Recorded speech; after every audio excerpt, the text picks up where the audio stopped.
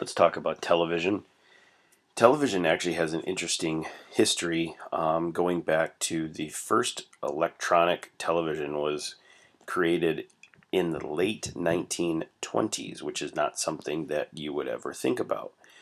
This was the first type of TV, kind of almost piggybacking off of the first movie theaters, that type of thing.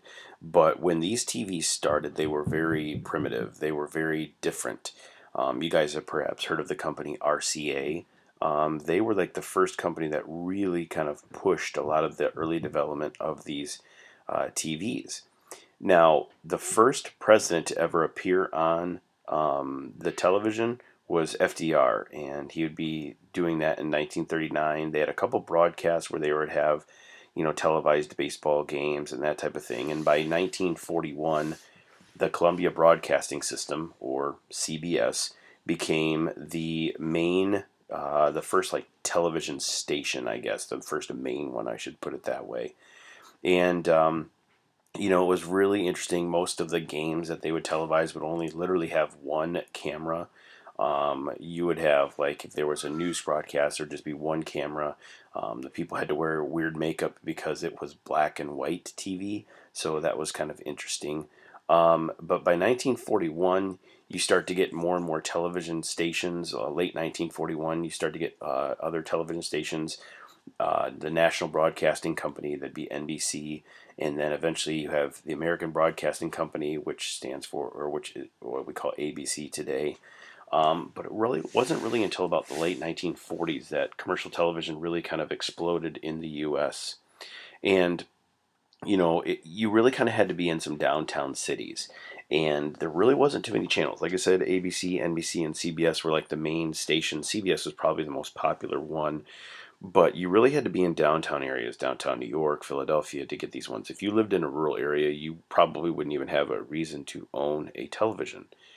What type of shows were on it? Well, they had some type of early programs that would have been like talk shows. They would have had maybe some old westerns, those type of shows. Kids shows were on there.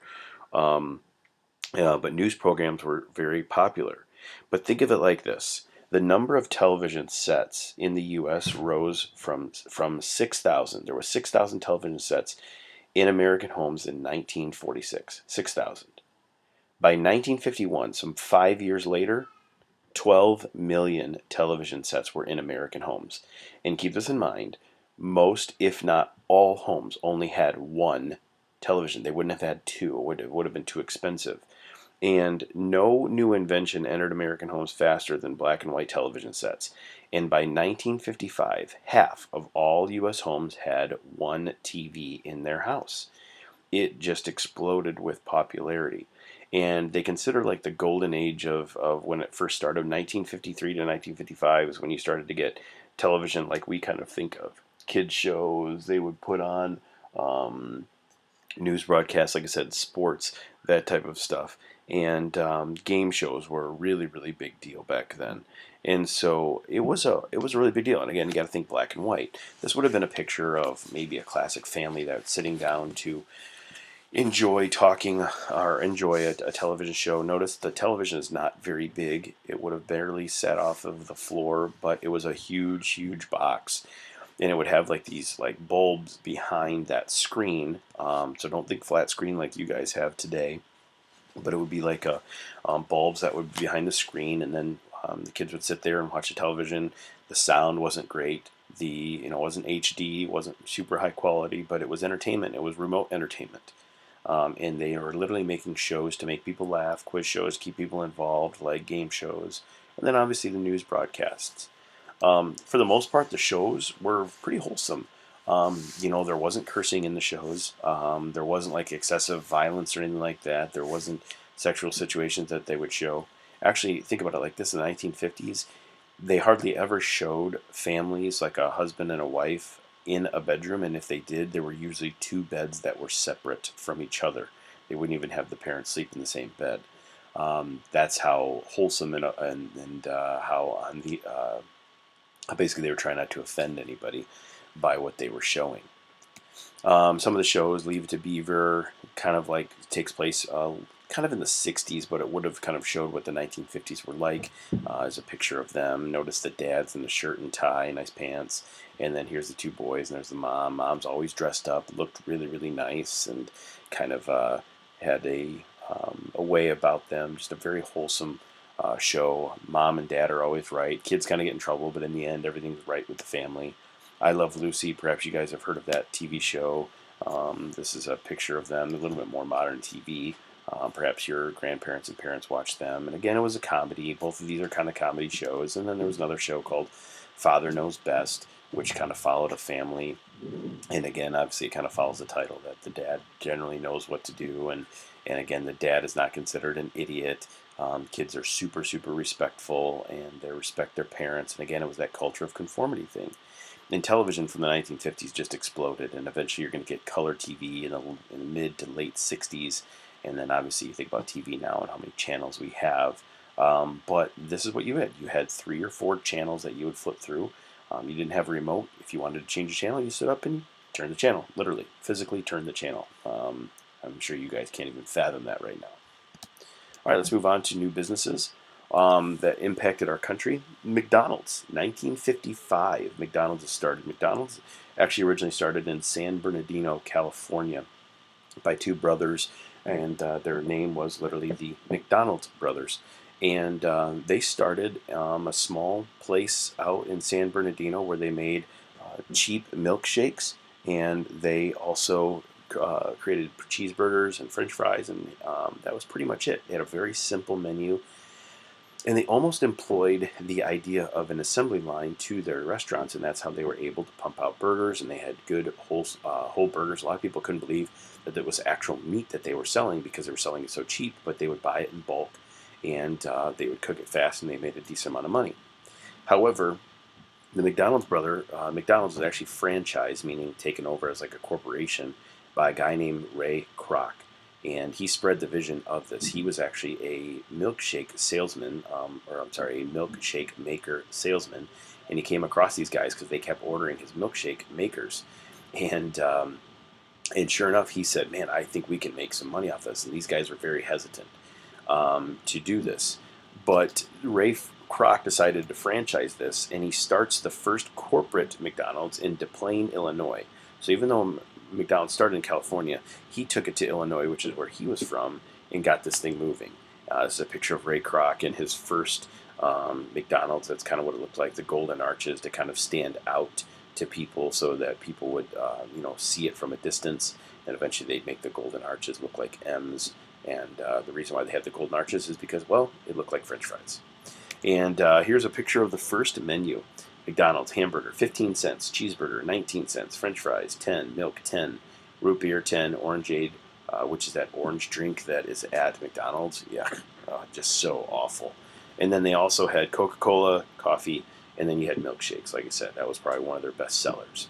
But this is a pretty simple menu. And if you notice on the far, kind of hard to see here, it says U.S. government inspected beef. The reason why they had to post that is because a lot of people didn't believe that it was actual beef. People were kind of like, there's no way that that's actual beef. And sure enough, it was. And you think about McDonald's today, it's all over the place.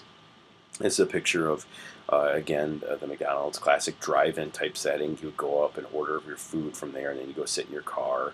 And then eventually they actually open up restaurants. So pretty cool with the start of McDonald's. Next, let's talk about Disneyland. 1955, Anaheim, California. Disneyland is started. Anaheim is right outside of LA. Kind of think of it like that. It's kind of on the outskirts there in a nicer area than LA is. And it was started by a guy named Walt Disney. And here's a picture of Walt Disney. I'm sure you guys have seen, there's a lot of movies about Walt Disney, and maybe you've seen some documentaries. A fascinating guy. If you get a chance to watch any of the movies that are dealing with him, it's kind of cool. And one of his famous phrases is, "It all started with a mouse." I'm trying to think of the name of the movie. Oh yeah, it's Saving Mr. Banks. It's kind of an interesting movie. Tom Hanks plays Walt Disney, which you guys know I love Tom Hanks. So he does a pretty good job of portraying Walt Disney. But he said it all started with a mouse, and he came up with his characters and wanted to really appeal to kids and make kids' dreams come true. And this is a phrase that he said: all of our dreams can come true if we have the courage to pursue them. And Disney, you think about the network today, and how they have Disney Plus.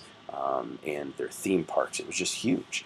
And he comes up with this idea, and this had been a picture of the Disneyland entrance in probably about the 1960s here, but park and hotel entrance open every day today, 9:10, and they would have all sorts of cool accommodations that they would have for families.